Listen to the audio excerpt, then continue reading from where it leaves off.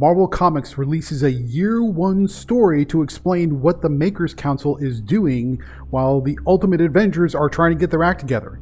Is it worth the $6.99 cover price? Well, let's find out. Check out this review of Ultimate Universe 1 Year In #1 from Marvel Comics. See you in 3. Welcome back to Comical Opinions. This is our review of Ultimate Universe 1 Year In #1 from Marvel Comics. We're going to do something different today. If you've been following along with our partners over at Weird Science DC and Marvel and also the main Comical Opinions website, you'd say, hey, usually the video reviews accompany a written review. We're not going to do that this time, and I'm going to tell you why. We're not going to do that because after reading this issue and then rereading it and then thinking about it and then rereading it again, there's absolutely no point to writing a review for this issue because there is no point to this issue. You get a story from a particular character's point of view that has no impact on anything that's happening. In every sense of the word, this issue is pointless. So we're going to talk about it and we're just going to have some fun with it. But if you're looking for a written review, I think for this time, for my own mental sanity, we're going to pass. So let's dig into the main issue. This issue is written by Dennis Camp, who is also the writer of the Ultimates mainline title. Art by Jonas Scharf. Colors by Mattia Iacono, I think is the right way to say that. Letters by VC's Travis Lanham. And the main cover is drawn by Raphael Albuquerque. Alright, so the issue begins with a fatherly type of character cooking away at his barbecue, his wife and children around him in the yard, and he's thinking out loud, oh, this is a great day. It's a little bit warm for Christmas time, but okay, we'll go with it. And the entire issue is narrated by one character who we have not seen in the Ultimate Universe up to this point. And that character, I'm just going to spoil it a little bit now, is Nick Fury Sr. So just keep that in mind. As this gentleman by the name of Keith is cooking away, he's looking up at the sky, he's enjoying the weather, and all of a sudden he sees these big storm clouds coming in, and zappo! He gets struck by a bolt of lightning that chars him to a crisp, dead on the spot. And what we find out through the narration from Nick Fury Sr. is that Keith asked a very sort of vague, vanilla type question about whether or not the Ultimates are good guys or bad guys. That somehow got him on a list somewhere, and Nick Fury, who is the leader or the head of an organization called HAND, not to be confused with S.H.I.E.L.D., leader of HAND is tasked with eliminating any and all threats, consider anyone who even questions the Maker and the Makers Council as terrorists, and wipe them from the face of the earth, concocting an entire news narrative story around their death to make sure that public sentiment always points towards the person who died as some kind of terrorist or enemy or subversive element hiding behind their humdrum public life, and that everything projects the Makers Council and the Maker and everybody who works for them as heroes. Alright, so right off the bat, it feels a little heavy. Well, no, it doesn't feel a little heavy-handed. It feels a lot heavy-handed. It's one thing to say the Maker created his own universe. He's trying to craft an entire world that operates in his image. But then when you get into people being eliminated by the government because of a wrong thing, it gets very 1984-ish, very Brave New World-ish. We didn't see how and when that came about in any prior context, and it's very hard to imagine that Nick Fury Sr. and the agents of HAND would be able to carry out such public assassinations without anybody catching on to some degree and creating a wellspring of support for the people who died and against the Maker and the Makers Council. Dennis Camp is not well versed in how to present these kind of complex ideas in a way that's nuanced, so heavy-handed is what you've come to expect. Alright, so then the comic switches up to the helicarrier where Nick Fury's working, and he has requested a gathering of the Makers Council. So everyone who's on the council is now on this helicarrier. They're all in the same place at the same time. Through the course of the issue, Fury keeps checking his watch, and his watch appears to be counting down. So you get the impression right off the bat that something is about to happen, something that Fury is planning, and he's not particularly forthcoming about it. Also, the narration is termed in a way that he's sort of giving a type of confession letter, almost a suicide type note, that he's about to do something that really is going to be big, it's going to be loud, it's going to be ugly, we don't know, but the whole thing is framed in the sense of a countdown or some kind of incident or event that's about to happen, and we have a front row seat at whatever it happens to be. So then Fury enters a conference room and all the Makers Council members are assembled, and the comic switches to a little bit of an introduction mode where you get a lot of narration boxes and dialogue explaining who all the different members are. Now, if you read Ultimate Invasion last year and the kickoff of the Ultimate Universe, none of this is new information. You know exactly who all the characters are, what territories they're in control of, what are their kind of strengths and weaknesses, and how their sort of variants or differences compared to the main Earth 616 type of characters. But you get it here, presuming that you don't know anything about the Ultimate Universe. If you're reading 1 year in, I don't know why that would appeal to you being new. I mean, obviously, if you're going to start into the Ultimate Universe, you're going to pick up with the issue number ones. So I don't know why you would pick up a 1 year in type of comic to kind of get introduced. It's not a very good jumping on point, but okay, sure, let's go with that.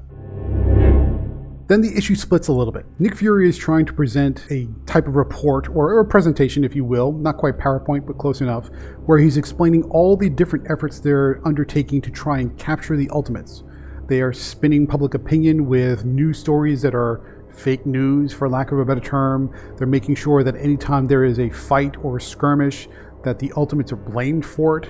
Sure, why not? Then they're also talking about all the different pieces of equipment they've captured. They're trying to reverse engineer where that equipment came from. Some of it is super advanced in age and time, as we now know, because some of it comes from the future. And all kinds of things are happening to explain what Nick Fury Sr. and the Agents of Hand are trying to do to capture the Ultimates. But so far they've been unsuccessful. The closest they've gotten is they've captured a armor suit that it looks like something that the Falcon would wear. And that's about as close as they can get.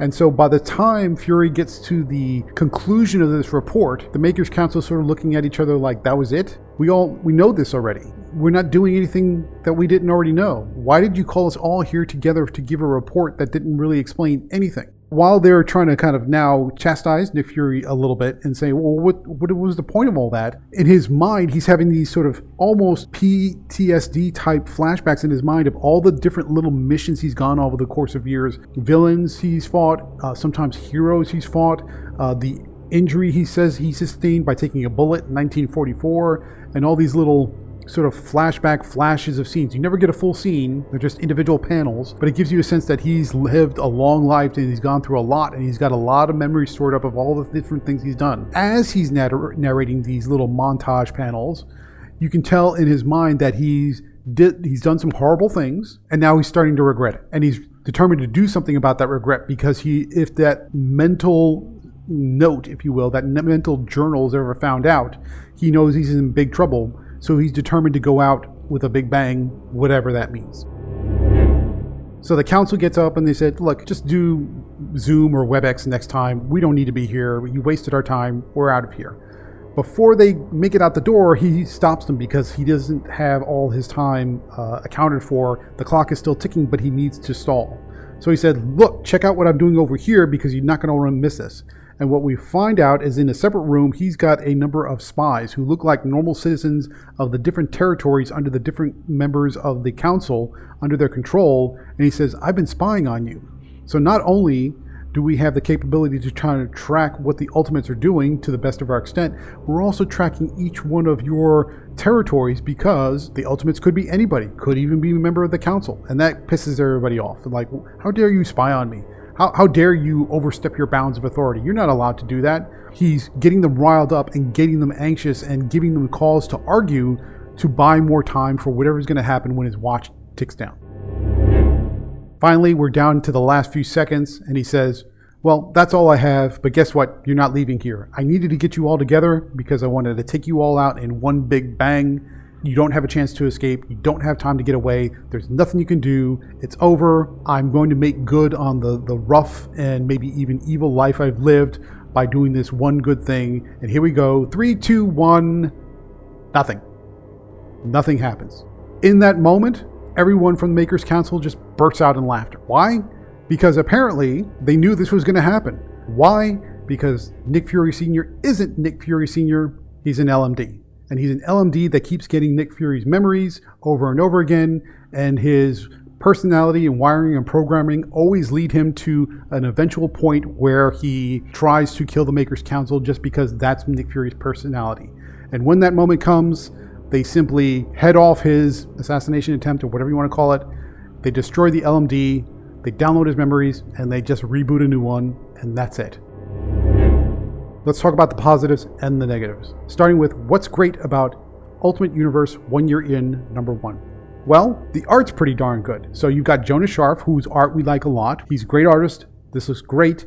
The montage scenes look fantastic. I'd actually like to read a series of Nick Fury going through his adventures in the Ultimate Universe, because you've got some great scenes there. Some of them look familiar, some of them don't look familiar. Looks like some things that he's done that don't line up with anything that's happened in Earth 616. So I would like to see more of that, but we're not going to see more of that because this is just an LMD with fake memories. So there you go. But the idea that we can see a little insight into the Makers Council, how they operate, how they treat each other, and to a certain extent, the fact that they haven't been able to find the Ultimates, I guess is okay information. It's not big information. It's not really much that we didn't already know, but it's an okay amount of confirmation or validation, if you will. So let's talk about what's not great about Ultimate Universe 1 year in, number 1 from Marvel Comics. If it wasn't obvious, nothing happens. There is almost no action in this comic. It's all conversation, dialogue, narration. You learn the perspective of a character who, technically speaking, isn't even alive and has no participation in anything else that's going on with the Ultimates, Ultimate X-Men, Ultimate Spider-Man, whatever the Makers Council is doing. They basically showed up and served no purpose. Nick Fury's presentation served no purpose. The outcome served no purpose. This was a big issue to look inside what's going on with the Makers Council on a regularly recurring event that has no pertinence to anything that's going on. In every sense of the word, this issue is useless, except for the prologue, or technically speaking, it's an epilogue. We'll get to that in a second. But yeah, the dialogue is okay. Maybe you're interested in some of the early adventures of the real Nick Fury, and that might be interesting because of some of the panels here, but that's all Jonas Scharf. But if you're looking for some level of importance, why should I buy this comic? What's it going to do to fill in the gaps of the Ultimate Universe? What's it going to do to build excitement for the year to come while we have to wait in real time another year for the Makers' return? What's it going to do to kind of get me hyped up, build me up, give me a story that I can latch onto to say, wow, that changed my view, or wow, that really elevated that character, or wow, on any topic? The answer is nothing. It does nothing. All right, so there is an epilogue. In the credits, I believe it's described as a prologue, but technically speaking, it's an epilogue because prologue comes before, epilogue comes after. But we're dealing with Marvel editors here, so it's not surprised that they don't know the difference. Anyway, so we have a prologue that describes the origin, in brief, of the Ultimate Wolverine, which is due to come out as at least a mini-series, if not an ongoing, here in the next couple months. Written by Chris Condon, art by Alessandro Cappuccio, colors by Brian Valenza, letters by VC's Travis Lanham, and we already know who the cover artist is. A quick word about Chris Condon. He was more associated with indie titles. He did that Texas Blood, he did the Enfield Gang Massacre, all these Image titles, which were really well received, both critically and commercially. Now he's starting to get work at the Big Two. He's starting to work on Green Arrow over at DC. Now he's going to do Ultimate Wolverine over here. So good on Chris Condon. We want to see sort of the indie creators start to come up a little bit into the Big Two, because Lord knows the regular writers at the Big Two are... This is not a generation anybody's going to remember fondly. So the more we can elevate creators who are actually trying to do something interesting, the better. So good on Chris Condon. Let's hope he can capitalize on this opportunity. All right, so the brief epilogue starts with a series of narrated pages from Colossus's point of view. Now, the Colossus family, if you will, you have Colossus, you have Magic, you also have Omega Red, who's not the Colossus, not a blood member, but basically a mutant that lives in the Eastern European bloc. They're in charge of that Eurasia area, and the Maker, in some prior meeting or event way before the Ultimate Universe was reborn, decided that that block, led by Colossus, Magic, and Omega Red, is going to be the block where all mutants are held, either as prisoners or refugees or however you want to term it. And in this case, what they decided is, when the mutants come to us, we're going to take care of them. But what they really mean is we're going to take care of them by turning them into weapons. So Colossus explains that the block where him and his family are in control have created a project that is basically the Soviet version of the Weapon X project. They take mutants, they experiment on them, they try to make them tools, they try to make them weapons, they try to make them soldiers. And in the course of their time as the Center for All Mutants, they come across a gentleman that they just termed the Specimen. He shows up, they take him in.